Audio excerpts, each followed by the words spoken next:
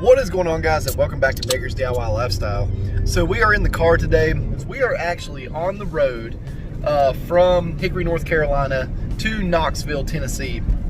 And the reason we're out here on the road is we have found what we hope to be a sick bus slash van that we can convert into a sweet moto van to take our boy around and do all this motocross racing, but also be able to load out the back of it so that we can use it for work too. We can stack some tools in it, put storage in it, and kind of just make it a big multi-purpose vehicle.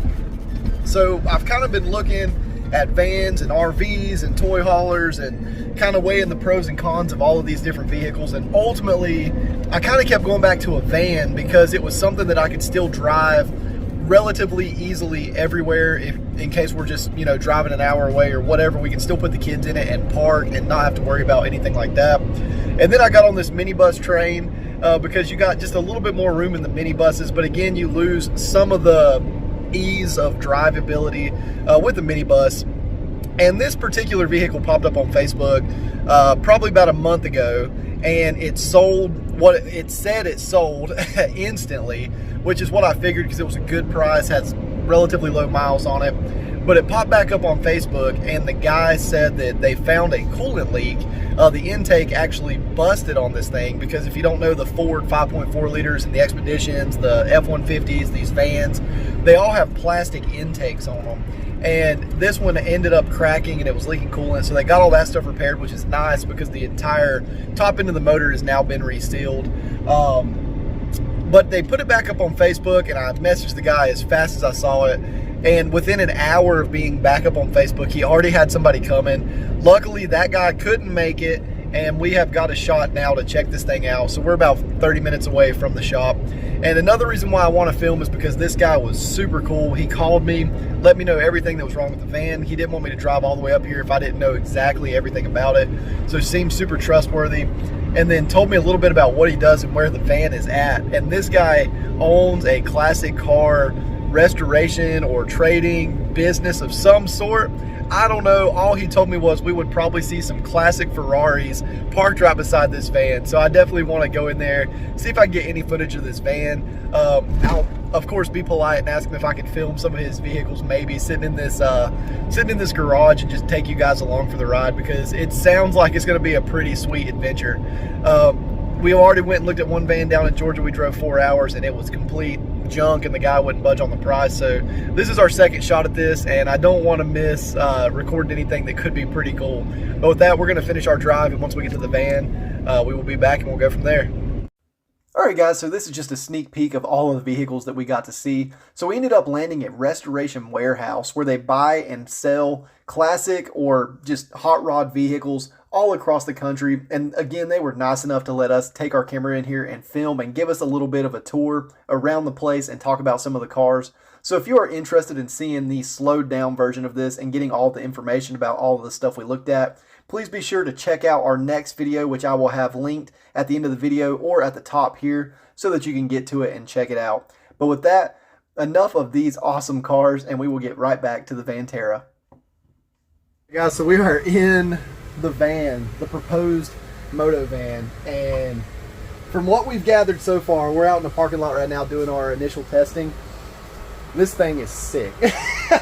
So walk you guys around it, kind of show you some of the features, and we're going to see if we can make a deal.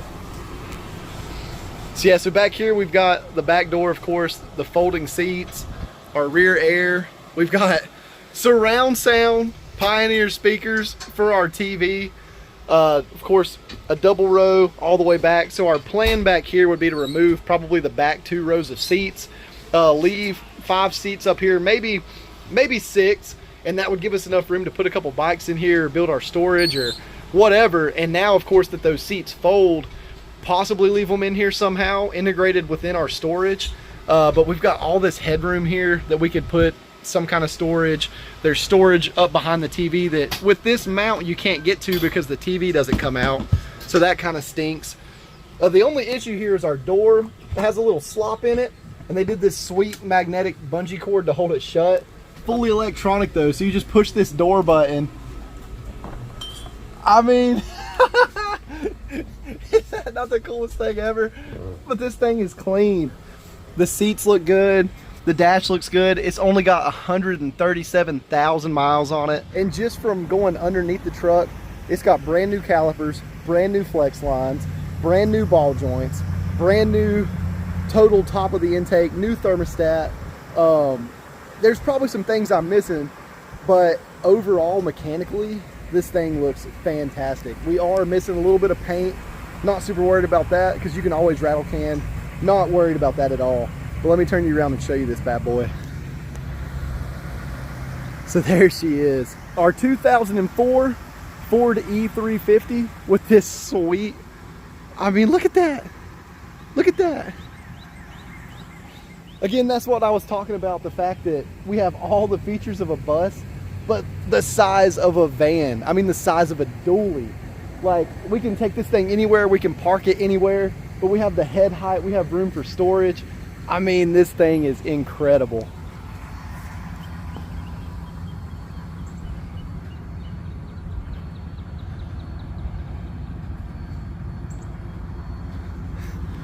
So yeah, we're pretty much done with our test drive. We're gonna look at a couple more little things on this thing. Like I said, we'll get back, see if we can strike a deal with this boy, and hopefully you guys will see me driving this puppy home here in just a little bit. All right, guys, well, I didn't have any footage driving this bad boy home, but we made it. And we have got our 2004 E350 Turtletop VanTerra. So we've... Yep, it's a VanTerra. So we got this sweet thing. It drove fantastically all the way home. Again, with the new ball joints, the new brakes. It drives better than pretty much all of my other vehicles, which is awesome. And the fact that it's only got 138,000 miles on it, it's got less miles than pretty much any vehicle I've ever owned, to be quite honest. I've never owned anything with less than 100,000 miles. So I'm gonna take you guys around through this thing. Of course, we did a little bit of footage when we bought it, or when we were testing it out, but I'll show you some of the things that I've noticed now that we got it home, and things that we're gonna hit right off the back that will provide some content for future videos here. So you can see, of course, the silver across the bottom here is faded. I looked at the original color of this thing, and it is supposed to be a silver, and it feels like it's rough, almost like a bed liner across the whole bottom, but it'll be good to protect it and keep any of the chips or rocks or anything from scratching the paint. So my plan there is not really to do anything other than clean it, and then I'll probably get a black Rust-Oleum bed liner spray can and just respray the entire bottom there. But you can see, of course, along the top of the body here, we've got some paint missing. Kind of the same deal just along the entire base of the body. There's just little areas that the paint needs touched up. And here, like on our light here, we need to do a little touch-up work. So stuff like that, nothing really major. I would say the most major body work I'm gonna have to do is right here on this rear bumper. You can see that it obviously got hit, and it's just a fiberglass panel, and you can see all the screws coming from this piece into this one. So what I'm gonna try to do is pull that thing back up. We'll get some fiberglass across the top of that and just hook it all back together, and surely that will fix that. But looking along here on the seams of the van, you can see like all of the seams are starting to crack there. So I'm trying to figure out what the best thing to put on this is. But again, just along the door seam here, nothing is really bad where I think there's any water coming into it. But again, while I'm touching all this thing up, it'll be a very good idea to go ahead and just fix all of the seams. So we cannot open up any of this storage originally because the TV is mounted on a mount that does not pull out from the wall. All it did was twist left and right. And even when you twisted it all the way, you couldn't open those up. So that was kind of dumb. And then up here we just got some jumper cables, a little bit more storage. So just a couple more storage areas, which is obviously pretty cool. We've got our rear air back here. Luckily all of that works. My right side blower motor does not work. The left side blows so hard you can feel it in the front seat. So, and we'll take that as it is. And then of course you can see this little piece right here is kind of falling down. There's a couple random screws trying to hold all that stuff up. So in the back here, we figured out these seats flip up, and I really wanted to unbolt these things and move them up to the third row. That way we would have an option of flipping them up, but you can see right there we've got the wheel well underneath, so that is right in the way of our flip up seats. I'm not sure if I could find a different style of flip up seat where I could get rid of this back row and put them in. because ultimately it would just be for storage. Like, it would be nice to be able to flip up that back row when we don't need it and then put it back down if we're hauling people.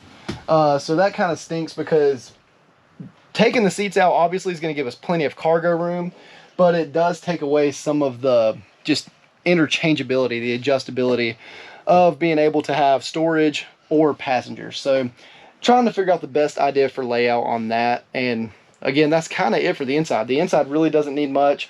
My wife told me she wants me to epoxy the floor. I told her she was crazy, but you never know how that's gonna go. I think we got a sweet deal on this thing. We ended up paying $5,500 for it. Again, 2004 E350 VanTerra, 138,000 miles. It's a tank. So we're just gonna take it and run with it. Hopefully have a really good time with it. And over the course of the next few months, you will see some more videos of us just, like I say, touching up some things, making it a little bit better, and hopefully having a good time while we're out riding. Well, with that, I hope you guys enjoyed this little adventure. I hope you guys enjoyed the video. Please be sure to subscribe to the channel and hit the like button so that you don't miss any of the content that we're about to be putting out with this sweet van. And with that, I will see you guys in the next video. Thanks for watching.